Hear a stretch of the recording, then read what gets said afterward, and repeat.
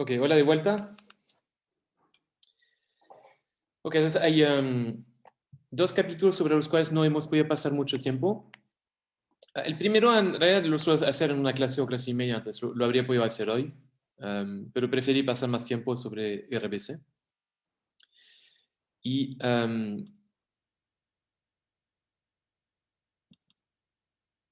es un capítulo sobre lo que se llaman generaciones traslapadas. Básicamente lo que hace es, en inglés sería overlapping generations, ¿no? Lo que hace básicamente es reconocer que el supuesto de agentes que viven tiempo infinito básicamente no es realista. ¿Okay? Trabaja con agentes que tienen una vida finita. ¿Okay? Entonces tenemos distintas generaciones y se llaman generaciones translapadas porque en cada momento del tiempo hay gente de distintas edades que vive junta. ¿Okay? En la versión más simple del modelo, los agentes viven dos periodos que voy a representar con lo que alguna gente llama chocolate, ¿eh? Chocolate de Samuelson, se le llama a veces. Periodo 1 y periodo 2. El periodo 1 es joven, el joven trabaja. El periodo 2, típicamente hablamos de un viejo que se jubila y disfruta de sus ahorros. ¿Okay? La vida de la gente cuando es de dos periodos, en realidad se parece bastante a lo que vimos en el capítulo 2, ¿se acuerdan? Del modelo de consumo de dos periodos. El modelo de consumo de dos periodos describe un poco la vida de la gente. ¿Okay? La diferencia es que con este modelo, es que primero, bueno, hay un stock de capital agregado que puede evolucionar, pero además, um, en cada momento va a haber gente que muere, desafortunadamente, y gente que nace. ¿Okay? Entonces, tengo una generación representada ahí arriba. Acá voy a tener otra generación. ¿No? Y como ven en este momento del tiempo, va a coexistir un joven acá abajo con un viejo arriba. O unos jóvenes ahí abajo con unos viejos ahí arriba. ¿Okay? Y el próximo periodo, bueno, la generación anterior desaparece. La generación corriente se vuelve vieja. Y aparecen nuevos jóvenes. ¿Okay? Y así sucesivamente. ¿Okay? Entonces uno podría pensar en otro chocolate acá, etcétera, etcétera. ¿Okay?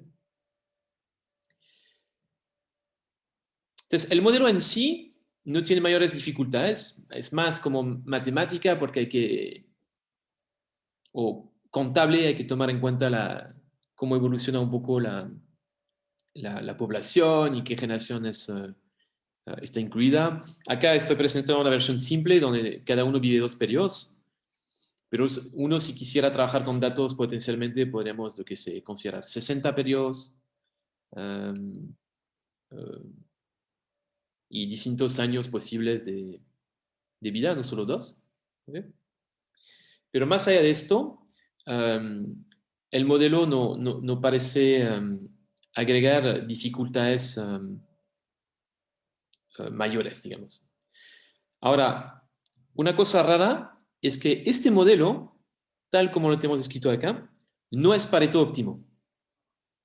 ¿Okay? Está un poco esta sorpresa de que a pesar de tener como mercados competitivos, antes podemos tener un mercado competitivo del trabajo, mercado competitivo del capital, uh, el equilibrio en este modelo no es Pareto óptimo.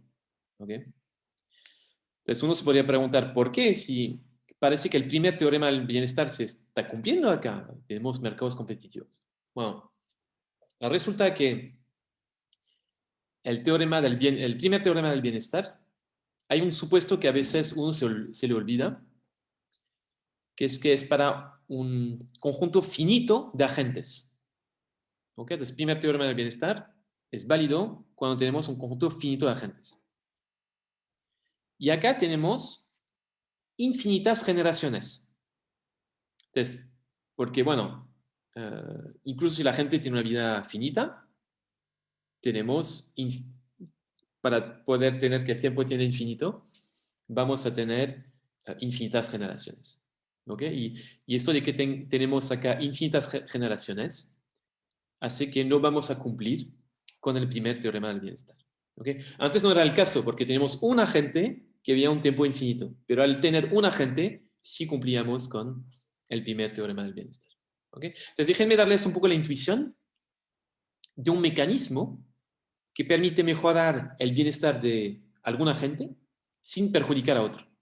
¿Ok? Entonces esto es como les voy a dar una intuición ahora. ¿Ok? Y voy a simplificar incluso más las cosas. Supongamos que el factor de descuento es igual a 1. ¿Ok? Entonces, los agentes valoran la utilidad de la misma manera si lo reciben en el periodo 1 o el periodo 2. ¿Ok? Supongamos que tenemos utilidad lineal también, como para simplificar. Entonces, no le pongo concavidad a la función de utilidad, es todo lineal. ¿Ok? Y entonces mi utilidad sería lo que como. ¿Ok? Y voy a suponer que cada agente en cada periodo tiene una unidad de bienes. ¿Ok? Entonces, acá tengo una unidad, acá tengo una unidad. El agente siguiente, acá tiene una unidad, acá tiene una unidad. El agente subsiguiente tiene una unidad acá, tiene una unidad acá. ¿Ok? Entonces, como tiene el mismo, un factor de descuento de 1, tiene una utilidad lineal, les da un poco igual si consumen el bien en el periodo 1 o el periodo 2. Es un poco eso la idea. ¿Ok?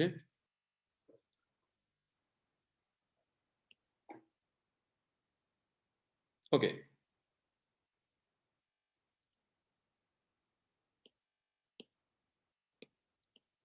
Existe un mecanismo en este contexto que permite mejorar el bienestar de un agente sin perjudicar a los otros. Entonces, la idea es la siguiente.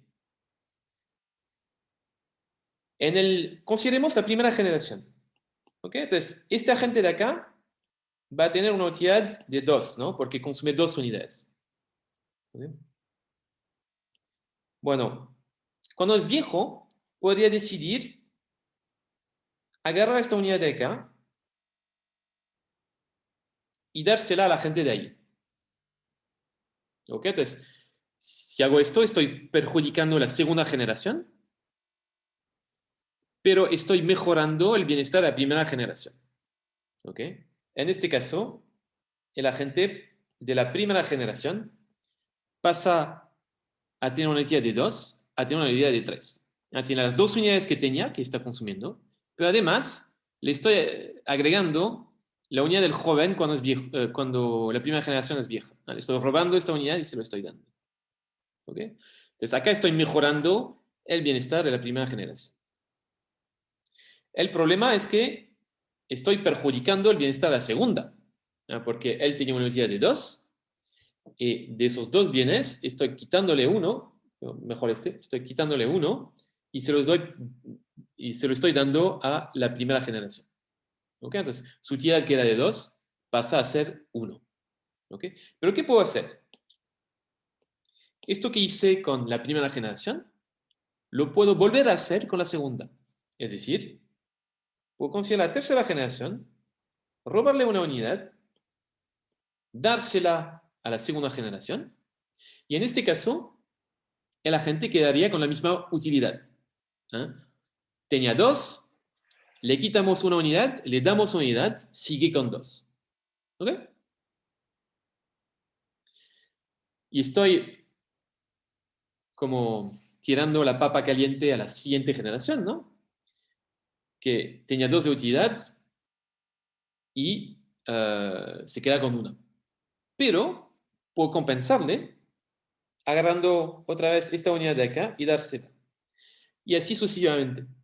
¿Ok? Entonces puedo, entre comillas, expropiarle una unidad a la siguiente generación para subirle la utilidad de la primera generación o mantener, digamos, constante la utilidad de la generación anterior, ¿no?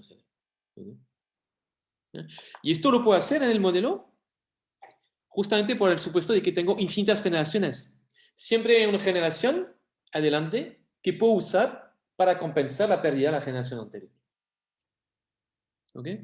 Y esto se conoce como ineficiencia dinámica. Entonces, en inglés sería dynamic inefficiency. ¿Okay? Es un poco la intuición detrás de por qué el equilibrio de mercado en este modelo no va a ser Pareto óptimo. Ahora, como ven, este tipo de argumento tiene implicancias de política práctica, ¿no? Es gracioso darse cuenta que el mecanismo que les acabo de describir es como un mecanismo de pensión de reparto. ¿Ok? Como saben, hay típicamente dos sistemas de pensiones en el mundo. Puede haber un sistema que se llama de capitalización o un sistema de reparto. ¿Eh? El de capitalización es como el que tenemos en Chile principalmente. ¿Eh? Uno financia su pensión con sus ahorros pasados. ¿Okay? Entonces, el consumo del periodo 2 lo financio con los bienes que el mismo agente acumuló en el periodo 1. ¿Okay? El de reparto sería un caso, por ejemplo, como en muchos países europeos, donde el ingreso la pensión del viejo se le financia con los ingresos de los jóvenes del periodo corriente. ¿Okay? Entonces, en algunos países, ¿qué se hace cuando cuando uno trabaja? Tiene que pagar contribuciones a la seguridad social y con esas contribuciones el Estado usa esta plata para financiar las pensiones de los jubilados. ¿Sí? ¿Okay? Entonces, en el primer caso financió la pensión con los ahorros del mismo agente pasados. En el segundo caso financió la pensión con los ingresos corrientes de los jóvenes, con otros agentes. ¿Okay? Entonces, si tuviese que buscar un mecanismo económico que permita justificar el sistema de reparto, acá tiene uno. ¿No? Entonces podría invocar ineficiencia dinámica de manera a justificar este tipo de mecanismo. Ahora, por supuesto, hay desventajas al sistema de reparto. No sé si conocen algunas. Acá di un argumento a favor, pero existen varios argumentos en contra. Que pueden cambiar la composición futura y puede disminuir, por ejemplo, la población activa con respecto a la que es actual, ¿no? Exactamente. Y sobre todo de manera no anticipada. Entonces, si fuese todo anticipado, todo bien, pero claramente no podemos anticipar hoy día cuál va a ser la estructura poblacional de acá a 3 siglos. No sabemos cuántos jóvenes va a haber y cuántos viejos va a haber. Entonces, este esquema que les presenté parece como un poco un esquema de Ponzi, ¿no? En el sentido de que le financio a uno y al siguiente le digo, bueno, no te preocupes, a ti al que le robo la plata, no te preocupes, que yo mañana te voy a compensar. ¿Ah? Pero uno tiene que poder compensar. Y a veces, de repente, nos quedamos sin jóvenes. Y si los jóvenes no trabajan, no podemos quitarle plata, entre comillas, como para poder financiar la pensión. ¿Ya? Es como el problema que están teniendo ahora en Europa, donde por el baby boom de la posguerra, ahora estos que nacieron justo después de la Segunda Guerra Mundial son jubilados y hay muchos de ellos. La natalidad ha caído y no sabemos muy bien cómo financiar la pensión de esta gente. Entonces está hablando cómo podemos hacer, subir los impuestos, hacer que la gente trabaje más tiempo, pero básicamente no alcanza la plata. ¿Okay? Y esto es porque, bueno, no se anticipó, no sé si se quiso no anticipar, pero un poco el problema. Hay otros problemas. Como saben, esto es economía básica, ¿no? El uso de impuestos también genera distorsiones, ¿no? Entonces, cuando uno le pide al joven de contribuir a la seguridad social. Bueno, la realidad es que él no tiene una oferta inelástica. De repente, si los impuestos son muy altos, quizá no, ni va a trabajar. Y entonces ahí hay un problema de curva de Laffer, hay triángulos de bienestar que estamos perdiendo, etcétera, etcétera. ¿Okay? Entonces, también tiene sus desventajas el sistema de reparto, pero si quisieran tener un argumento a favor, el que conozco es la ineficiencia dinámica. ¿Okay? Ok, quedan 10 minutos. Respecto a generaciones traslapadas, se usa también un montón en un contexto de ciclos reales, justamente por lo que les comentaba de la elasticidad de la oferta laboral. ¿Sí? Um, los jóvenes típicamente suelen tener una elasticidad mucho más alta que la gente de una edad más avanzada. ¿Okay? Y no sé si escucharon, bueno, sobre todo en la crisis pasada, ¿no? Que se hablaba de la situación de los jóvenes en la crisis que no encontraban trabajo. ¿Ya? Efectivamente, ellos tienden a sufrir más en tiempos de crisis que la gente de 40, porque bueno, están recién empezando el mercado laboral y cuando hay que echar a alguien, es más fácil echar al joven que bueno, al viejo que tiene más poder dentro de la empresa, si tuviera que ser cínico. Pero uno puede decir, el viejo tiene como conocimiento, el joven está recién empezado, entonces si tuviésemos que deshacernos de alguien, quizás nos deshaceríamos del joven, por ejemplo.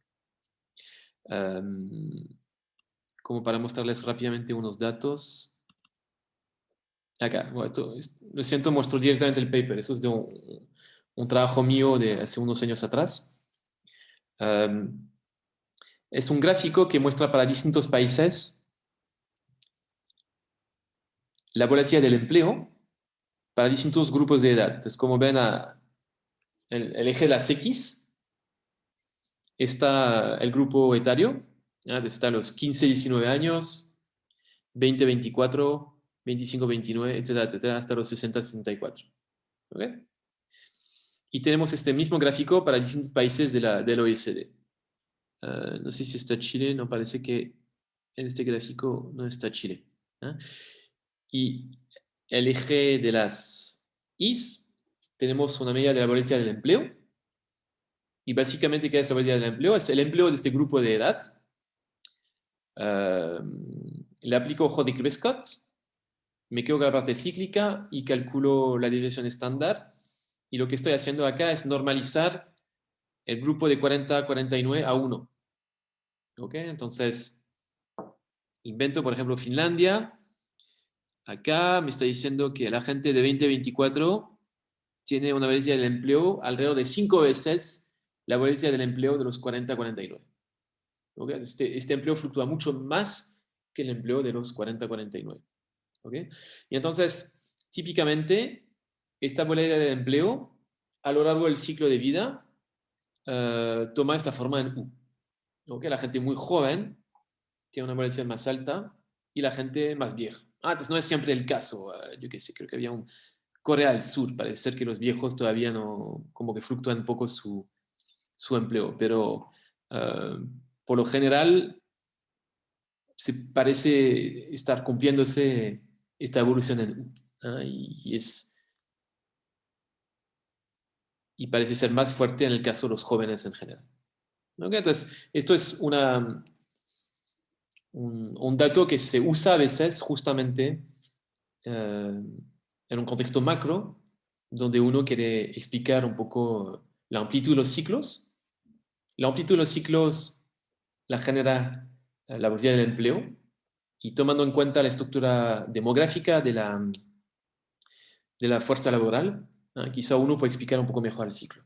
En la crisis actual, no sé si han visto que se comentaba esto de que la participación de las mujeres se vio bastante afectada. ¿Okay? Esto es la misma idea, excepto que en lugar de hablar de jóvenes, estamos hablando de otro género y desafortunadamente, bueno, imagino que lo vivieron, fue difícil estos 2 años conciliar trabajo con tareas domésticas Y bueno, a veces uno de los dos tiene que dejar el empleo como para no sufrir tanto estrés, digamos. Y desafortunadamente parece que las mujeres lo han sufrido más que los hombres en esta crisis. Okay, digo sufrir, estoy poniendo un juicio a la situación, pero bueno, alguna gente lo diría. ¿Okay? Así que esto sería, en resumen muy rápido, lo que podríamos haber visto en este capítulo. Y después, bueno, había un capítulo de economía laboral, donde acabo de tener muy poco tiempo para hablar de ello, pero la idea es explicar fluctuaciones en el desempleo, y lo que se suele usar es lo que se llama un enfoque de flujo. Entonces, la idea es que el empleo depende un poco de cuánto empleo se crea y cuánto empleo se destruye. A veces se usa la analogía de la llave del agua, ¿no? Entonces, si miro el lavaplato, puedo tener un monto de agua en el plato, en el lavaplato, y piensa en este monto de agua como el desempleo.